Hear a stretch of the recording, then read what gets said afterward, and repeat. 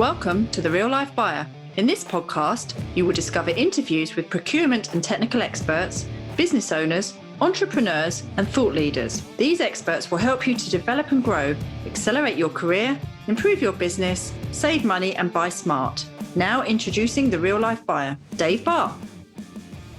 Hello, and welcome to The Real Life Buyer. On today's podcast, I'm very pleased to introduce you to John Rossman. In April 2002, John joined Amazon as Director of Merchant Integration before taking the post of Director of Enterprise Services in June 2004. Fast forward to January 2018, John formed Rossman Partners. As a former Amazon executive, John was responsible for launching and scaling the Amazon Marketplace business, which is now responsible for over 55% of all Amazon orders. John is also the author of 3 books to help leaders successfully compete in the digital era. These include The Amazon Way, Think Like Amazon, and The Amazon Way on the Internet of Things. Today, John and I will discuss digital transformation from the perspective of developing and implementing a digital strategy for one's own business to set the foundations to leverage a culture of change, optimize systems and processes, then to look at opportunities to enhance and cultivate supplier-buyer synergies, supply chain performance, and communications. So without any further delay, I welcome John onto the podcast. Hi, John. Dave, thanks for having me. Absolute pleasure. Thank you for coming along. So, John, it would be fascinating to hear of your recruitment into Amazon, an overview of working inside the organization, why you left, and the journey to your business today. Well, that's a big question. How long do we want to talk for? So trying to make it digestible here. So in late 2001, I was a leader at a data integration technology company, and a former colleague of mine from Arthur Andersen, who was a director of finance at Amazon, said, "Hey, why don't you come over and talk to us? We've got a strategy we're developing." And so I started to talk to Amazon. It took over 20 different conversations and interviews where what we were really doing was both, figuring out, am I the right leader and the right person, but also we were fleshing out like what the marketplace strategy would be. So I started at Amazon in early 2002. We launched the marketplace business in November of 2002 with the apparel category. We went on to add, 11 or 12 more categories over the next 2 years. And then I ran the enterprise services business where we ran other large retailers, e-commerce infrastructure for them. I left Amazon in late 2005. I was a partner at a consulting firm, and it was about 5 or 6 years after I left Amazon, one of my clients at the Gates Foundation, he said, you do a nice job of kind of taking the little anecdotes, strategies, components of Amazon, putting them into our work in a delicate manner. I think you ought to write a book about it. And so we released the first version of the Amazon Way in 2014. As you mentioned, we've done 3 books altogether, but I just released the latest edition of the Amazon Way, which is about the leadership principles at Amazon, kind of my story at Amazon to some degree. And today I work with companies and leaders on kind of their, digital transformation, their digital strategy and corporate culture. And I get to do a bunch of keynote speaking too as part of that. And that's the short version of that big question. Oh, that's brilliant. Thank you for sharing that. So digital transformation, there's a number of people there who may look at this and be rather confused by what it really means. So perhaps we could start with your definition of what you believe it is. Yeah, so it is. It's a confusing term. It's really a market term, right? And so it's interesting from a market category standpoint, but I think it's actually, as you say, a confusing term to use from a strategy standpoint. So one of the things I always do with companies is like, hey, let's talk about customer experience, employee experience, operations improvement, product and service innovation, and business model innovation. Those are the scenarios or the lanes in which we typically seek a digital transformation. But digital transformation is the complete rethinking of a company leveraging digital technology. It doesn't necessarily entail changing customers or changing products, but it means how do we do what we do today better by infusing it with digital capabilities? It also tends to imply this mindset of being agile in our manner. Like, how do we test and learn,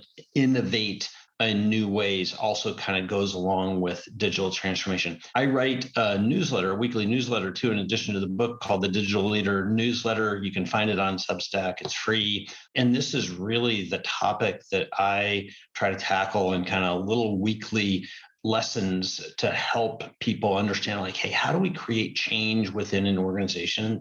At the end of the day, that's really what digital transformation is about: creating change to compete differently in the digital era. And my general thesis of all this is, I think Amazon is the most interesting company of the digital era. And it's partially because of what they do, but it's mostly because of how they do it. And it's the how they've done it that I've tried to capture and pass on to others so that they can learn from kind of the little mechanisms from Amazon and how they go about their business. Okay. Very interesting to know, because you hear of all these other terms like cloud computing, artificial intelligence, and machine learning, and you suddenly think, my God, how on earth am I going to tackle this beast? And those are the tools of technology, of digital transformation, but those don't inherently change a business themselves, yeah. Right? And so it's really a combination of factors. It's about, some new perspectives on how we lead when we're leading change. It's about how we define outcomes that we want, customer experiences, employee experiences, and others. And at Amazon, they call it working backwards. Start with what you want to accomplish and work backwards. It's about leveraging the right technology for the right purposes and having partners and vendors and collaborators who can help you excel in those. It's about then having a systematic way of how you actually scan, test, evaluate new ideas. And then it's about keeping score correctly, because sometimes in these new ideas, you need to think about a different scorecard than your traditional scorecard of, ROI and revenue and things like that, because these can be really early ideas. And what you're really typically looking for is adoption and ecstatic feedback over time that leads to an ROI, but not immediately. Okay, let's think about an example. You can quite often have some very successful businesses that are low tech and have got good turnover, but they need to take that next step to scale. So if we chose, let's say, a manufacturing company who perhaps are on the internet, it's a simple pick, pack, and ship operation, where would you recommend they begin? And what kind of roadmap or project map would you think needs to be built to kind of achieve your definition of becoming digitally transformed?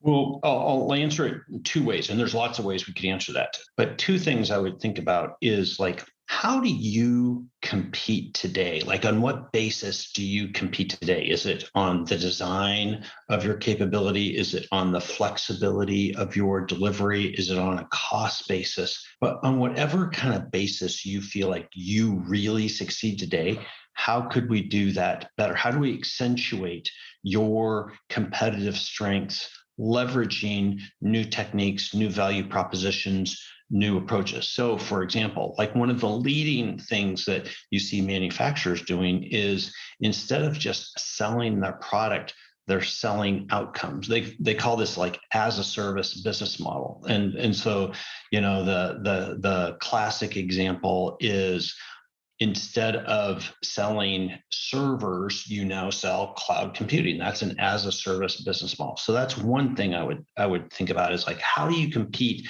lean into that harder? The other I would think about in manufacturing is, well, what's one thing we can always agree on? Employee safety is really important, and labor is tight and short. How do you improve the employee experience that also benefits the business? So safety can be a really important example. There's all sorts of interesting wearables and approaches you can do to improve employee safety and help the business be more productive. That's digital transformation. You mentioned a few words a bit earlier about speed and agility. Is about taking out waste, waste being in obviously a number of different forms. Have you got some examples, some businesses you've worked with where they've grasped the nettle in these areas and made some big shifts? Is there anything you can share with us? Yeah, I think the classic operational improvement levers of faster cycle times, better quality, lower unit costs, those things never go out of fashion in a business. In fact, I think they just get accelerated. So, talking about sensors and the Internet of Things, how do we equip our manufacturing lines, our supply chains with better sensors and adding analytics on top of it? That's where the AI comes into place, adding analytics on top of it, so that we have better signals about, well, what's actually going on out there. And we can make both programmatic improvements, meaning like structural changes, as well as real-time adjustments to better hit customer commitment. So that's, the classic operational improvement. Wherever you're at on operational excellence, you can go to another step, typically by infusing more data collection. How do you do that? Putting sensors everywhere, and using that data to try to strive towards, better outcomes on cost, quality, cycle time, all of those components.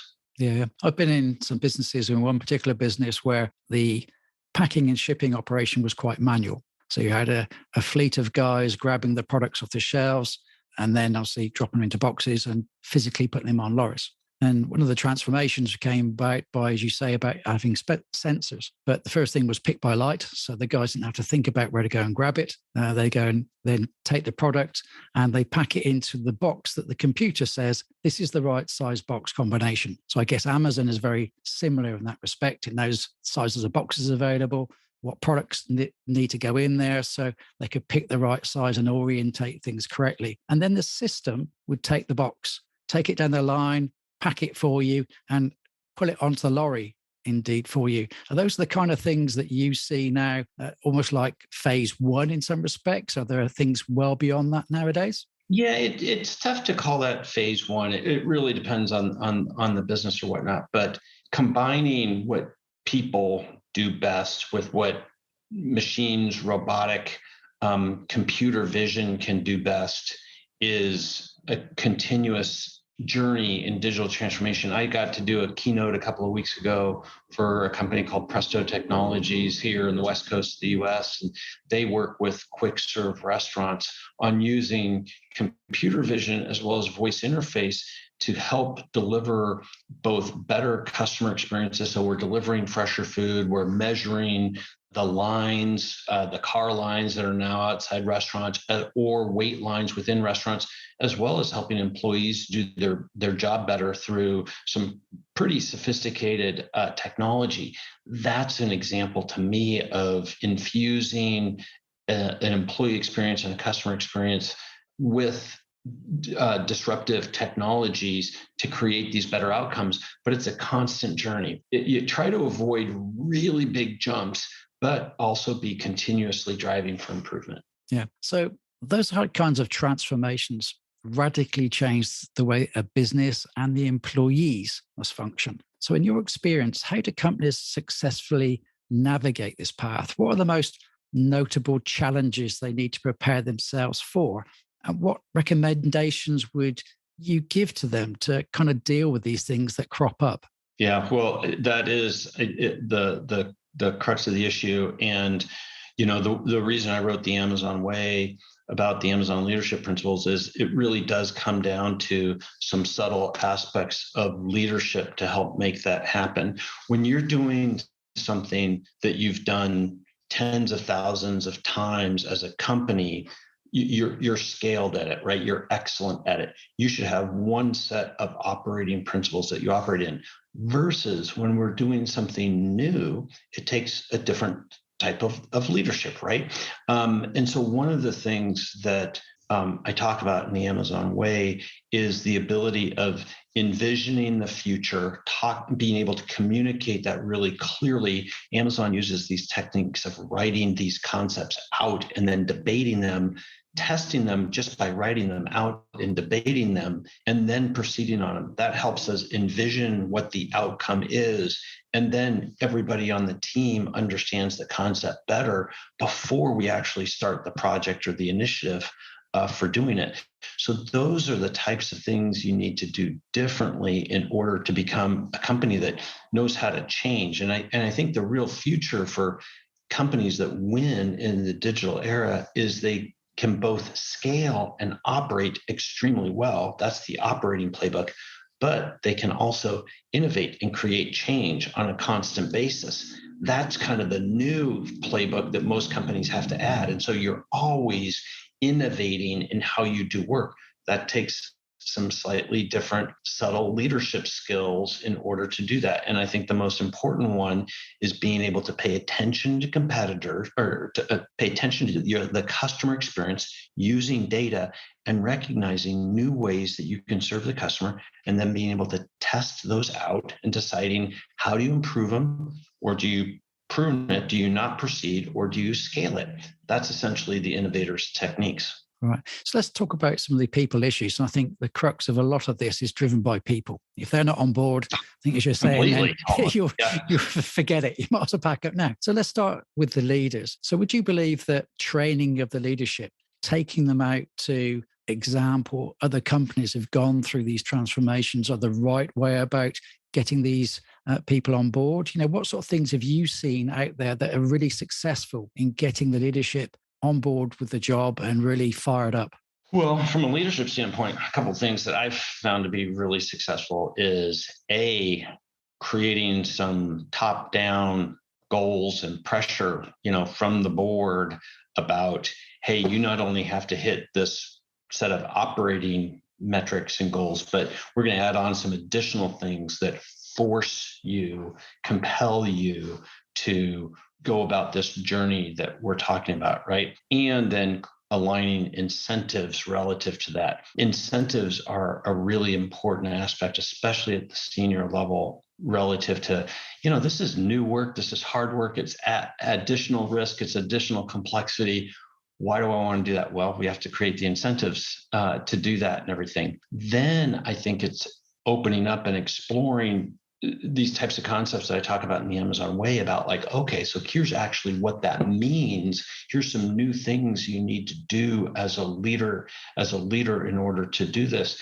And likely maybe some examples of this is how a company, as we're talking about, this is how a company has transformed their pick, pack, and ship process, for example, or their supply chain or their customer experience.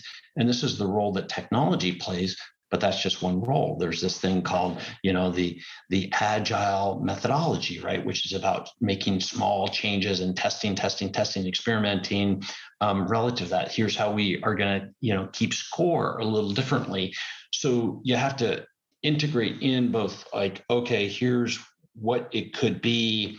Here's the tools we use to go about it. Now, what are the ideas in your business? Again, back to how do you compete? How do you differentiate today? How can we accentuate those? And how do we improve the employee experience? Yeah, that's right. So we touched on the leaders. I'm quite a visual person. I get it when I see it, kind of things. And I always advocate taking people out, go to the Gemba, you should say, go to the board and see these things working and see the transformations. And you get people hooked and excited in getting onto this journey. Now, for a leader to then transfer that excitement onto their people, that can be quite tough because, as you quite rightly said, people are adverse to change.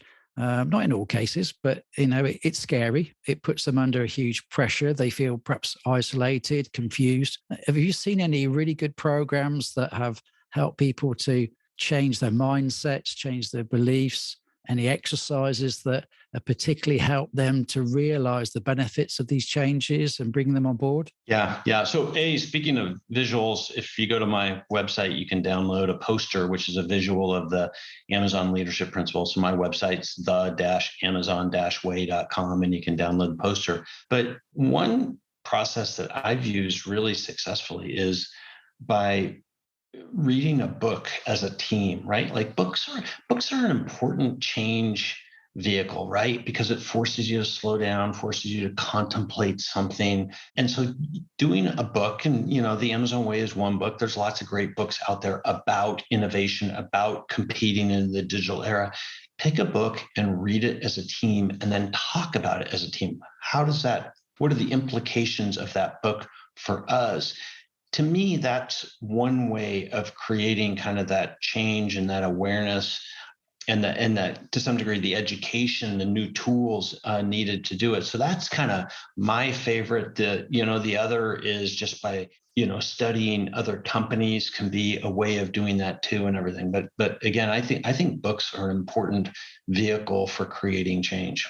Okay, so we've covered some things on the internals. Now, in order to achieve some of these wonderful improvements, you need to bring on suppliers. You need to change your supply chain. You need to get your own suppliers to become more agile, change the way they do things. What typical things do you see that have to happen with the suppliers to make them, or encourage them, should I say, to come on board and change the way they do things as well? Yeah, so include them in the process, right? Like, hey, we want to improve this aspect of our delivery to customers. Your supply chain, your manufacturing capabilities play a key role in that.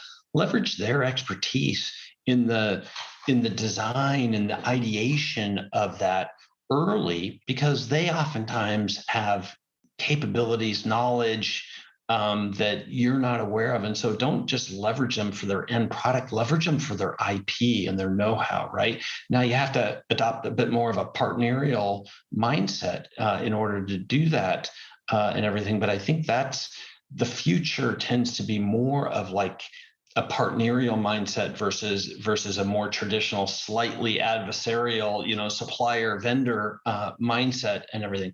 I think the other is service level agreements, SLAs, and don't think of these as always like the contractual, high stress SLAs. Think of these as like, hey, the not in the contract, but these are the goals that we're going to strive for together, right? And put those SLAs in place. Make them at least weekly metrics. And then every week as a team, we get together and discuss, did we hit them? Didn't we? What do we improve, right? So collaboratively, you're improving, you're on this journey of change together. Those are two ideas in leveraging your supply base to help you accomplish these goals. Now, when one thinks about the supply base, you think that usually the customer is king. Obviously, that's not always the case. Sometimes the suppliers are significantly bigger than the customer. So have you come across any situations where that's the case, that you haven't been, or even haven't had the leverage over your supplier to make necessary changes to make it happen for you? And how did you deal with that? Yeah, so I haven't seen it so much from like a size standpoint, but you always, I think, have to be surrounding yourself with people, with teams, whether it's suppliers or just other thinkers that know stuff that you need to know, right? And again, it comes back to like this co-innovation mindset. How do you participate in me figuring out how do I compete differently? And so I think the one technique for doing this is kind of putting out a challenge statement, right? Like, we need to accomplish X, and you put that out to a set of suppliers or to an ecosystem. Let them come back with ideas for you and everything, right? Relative to doing that. That's a way of kind of crowdsourcing, getting ideas from your supply base and everything. And again, it doesn't tie exactly to, the size of the organization, but the know-how of an organization. Yeah. One of the other things that I think about probably is necessary is procedures and process. So if those things aren't in place, people aren't aware of the rules, what needs to be done in the way they need to be done them, then mistakes will happen. Obviously, there won't be any repeatability. So if we think about that with your suppliers, Amazon are very prescriptive, I believe, in how things need to be labeled, packed, identified, and so on and so forth. Very, yeah. Is that one of the major key factors that has to be impressed upon your supplier base in order for this to be successful? Yeah, I'm going to go a little first principle on this. So one of the principles at Amazon is leadership principle number 3 is invent and simplify. The simplify piece of that is a really understated role of this, in that simple approaches scale better. So simpler flows, simpler requirements, simpler procedures, simpler policies. And so if we can make the work, the requirement simpler, it's easier for everybody, whether it's inside your organization or external to your organizations. In my experience, so many times we have additional complexity because of mergers or acquisitions, or just these one-time use cases, or things that used to be true that actually aren't true anymore. And so before you hand over this complex book of requirements to anybody, really work to simplify it to the most basic, most consistent single path of requirements that's necessary. That allows your partners to do it better, do it cheaper, and to serve you better. I quite agree. You know, anything with complexity will make confusion. Confusion will make errors. It's just prone to mistakes, right? And so, the best processes are always the simplest processes. Yeah. And I find the more visual, the less words, the more pictures seems to help as well, just in case there's confusion. If it's obvious what to do, then, the best product is a product that doesn't need an instruction book, right? Like it plays to that whole mindset of when things are obvious, let far fewer mistakes happen. Exactly. And that's where I think, obviously, the tools such as some photographs, clearly demonstrating what's happening, and even online videos that people can follow the step-by-step process will also help. Now, from what I understand, though, looking through the numbers, that quite often people set out on this journey of digital transformation, but the outcomes can often be disappointing. You don't get the successes, the high levels of success frequently. So are there any pearls of wisdom that you can share that would significantly increase the odds of achievement that we haven't touched on so far? Well, and I was just going to say, kind of all these points we've talked about so far are to that exact fact that you're talking about, which is everybody knows they need to do things differently, but they aren't very good at creating this type of change. And so the payback and the success isn't where it needs to be. Well, guess what? We need to adjust our playbook relative to doing this. And it's a combination of leadership, technique, technology, and culture that helps get us there. And that's where I think we can learn from a company like Amazon, who are the masters at both scaling and innovating. Now, one of the things that was quite often the rage a number of years ago, and is still there, is the integration of companies' business systems with another's. So your EDI stuff. Now, how much would you say that's essential? When you're thinking of, you're a relatively, perhaps a medium-sized business, and you have, let's say, 20, 30 key suppliers, just for instance, how do you go about integrating all those systems in such a way that you get the transformation you're looking for? Yeah, I think my whole career has been about integration, systems integration, process integration, company integration, ecosystem integration. And I think that the future of great customer experiences and ecosystems is this type of integration. And EDI is just one mechanism, kind of an old mechanism actually at this point. And APIs are the modern technique for doing this. And there's others.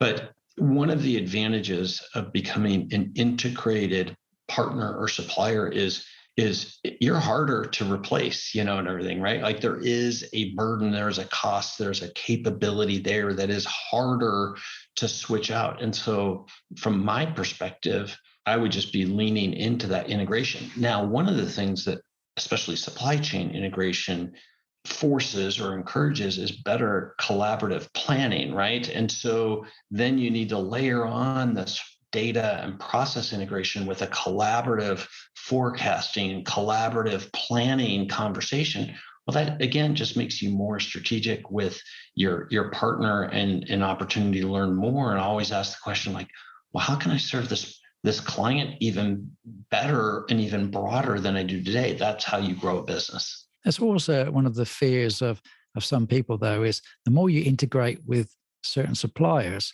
the more you're reliant on those suppliers. And so if they start to fail to perform, then you've got a huge challenge, not just of changing the source, but also changing the systems and the education that's got to go with it to bring on another supplier. Is that something you see often as a key hurdle to overcome? Well, I think it's a very true thing that happens, but it's not because of the integration. It's just because you don't keep an eye on the amount of leverage that you have with one core supplier or channel or region or whatever it is. And that's nothing negative to that supplier. It's just a risk. It's a dependency in your business. And so you have to keep your eyes open and keep a balance in those types of relationships. Even if those were internal relationships, you still have risks if that's your only way to do something.